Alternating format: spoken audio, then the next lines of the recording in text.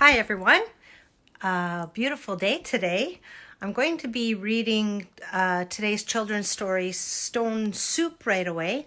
But I thought I would pop in just a minute or two early to let you know about the new artistic challenge that I just put up on my Clever Corvid Facebook page. So it has to do with these. And you have to use your thinking skills to come up with creative ways to use the cardboard in the middle of toilet paper rolls.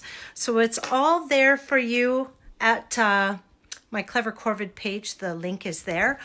Or you could go to my website, which is a really long website name. It's www.theclevercorvidsfarmhousestudio.com.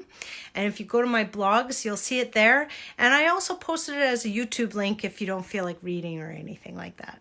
So there's a lot of challenges there for you to use your creative thinking skills and your critical thinking skills. It's for young and old, children, adults, and I challenge you to try to create something with this. And I give you a lot of really interesting techniques that you can do with them. Okay, so I'm going to flip the camera over and we are going to start reading Stone Soup. 1 minute. Stone Soup by John Muth.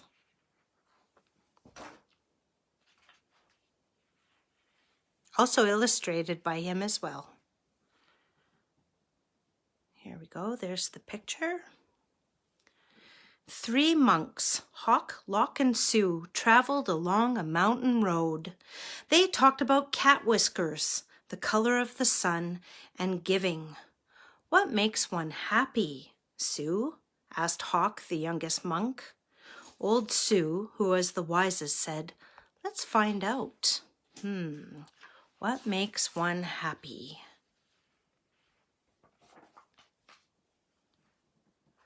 The sound of a bell brought their gaze to the rooftops of a village below. They could not see from so high above that the village had been through many hard times.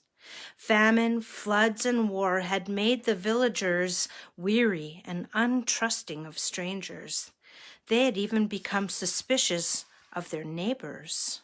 Oh boy. The villagers worked very hard, but only for themselves. There was the farmer, a tea merchant, a scholar, a seamstress, a doctor, a carpenter, and many others. But they had little to do with each other. When the monks reached the foot of the mountain, the villagers disappeared into their houses. No one came to the gates to greet them. And when the people saw them enter the village, they closed their windows tight. Oh, that's too bad. The monks knocked on the door of the first house. There was no answer. Then the house went dark. They knocked on a second door and the same thing happened. It happened again and again from one house to the next. These people do not know happiness, they all agreed. But today, said Sue, his face bright as the moon, we'll show them how to make stone soup.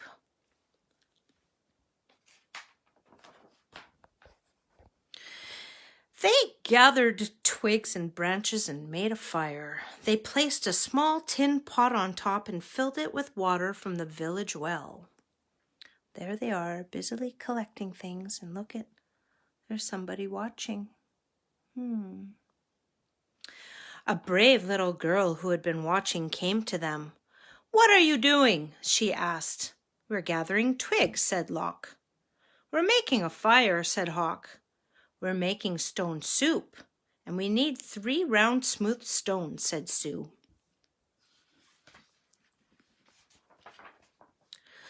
The little girl helped the monks look around the courtyard until they found just the right ones. Then they put them in the water to cook. "These stones will make excellent soup," said Sue. "But this very small pot won't make much, I'm afraid." "My mother has a bigger pot," said the girl.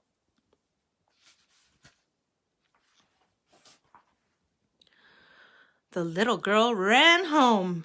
As she started to take a pot, her mother asked what she was doing. "The 3 strangers are making soup from stones," she said. "They need our biggest pot." Said the girl's mother. "Stones are easy to come by. I'd like to learn how to do that." The monks poked the coals. As smoke drifted up, the neighbors peered out from the windows. The fire in the large pot in the middle of the village was a true curiosity. One by one, the people of the village came out to see just what this stone soup was. Are you curious what stone soup is? I am. Of course, old-style stone soup should be well seasoned with salt and pepper, said Hawk.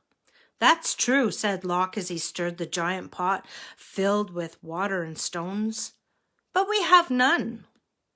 I have some salt and pepper, said the scholar, his eyes big with curiosity. He disappeared and came back with salt and pepper and even a few other spices. That will add some flavor, won't it? Sue took a taste.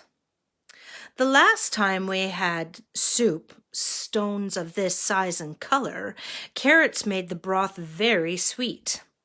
Carrots? Said a woman from the back. I may have a few carrots, but just a few. And off she ran. She returned with as many carrots as she could carry and dropped them in the pot. Do you think it would be better with onions? Asked Hawk. Oh, yes, maybe an onion would taste good, said a farmer, and he hurried off. He returned in a moment with 5 big onions, and he dropped them into the bubbling fire. A bubbling soup, sorry. Now that's a fine soup, he said. The villagers all nodded their heads, as the smell was very agreeable. Sounds like it's turning into a delicious soup. But if we only had some mushrooms, said Sue, rubbing his chin. Several villagers licked their lips. A few dashed away and returned with fresh mushrooms, noodles, pea pods, and cabbage. Oh boy, they're really starting to add to this soup. Something magical began to happen among the villagers.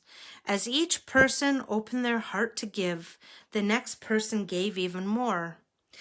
And as this happened, the soup grew richer and smelled more delicious.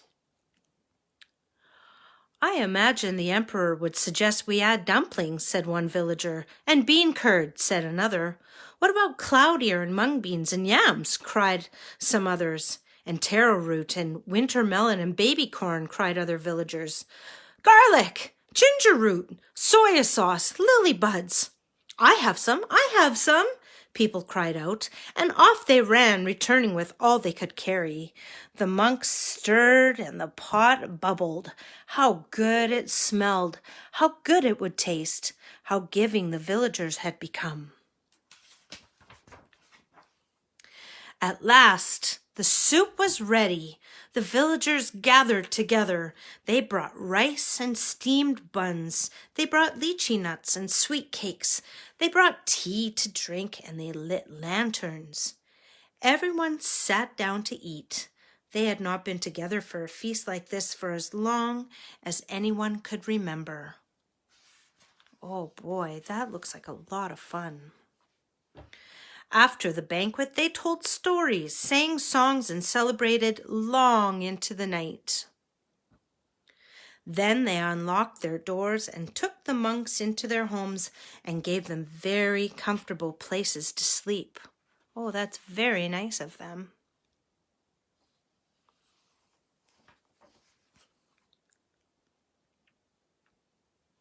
In the gentle spring morning, everyone gathered together near the willows to say farewell. Thank you for having us as your guests, said the monk. You have been most generous. "Thank you," said the villagers. "With the gifts you have given, we will always have plenty. You've shown us that sharing makes us all richer." "And to think," said the monks, "to be happy is as simple as making stone soup."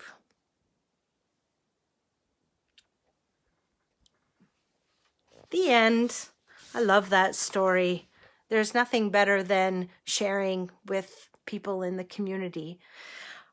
I made soup yesterday. What would you put in your stone soup? I hope you enjoyed that story, and tomorrow I'll put 2 new stories up on my Facebook feed for you to vote on. And don't forget, go check out my website and check out the blog or my YouTube channel and see what it is that you can make with cardboard tubes for children and for adults and everybody in between. So have fun with that, and I'll see you tomorrow for a story at 7 o'clock. Bye for now. Have a good night.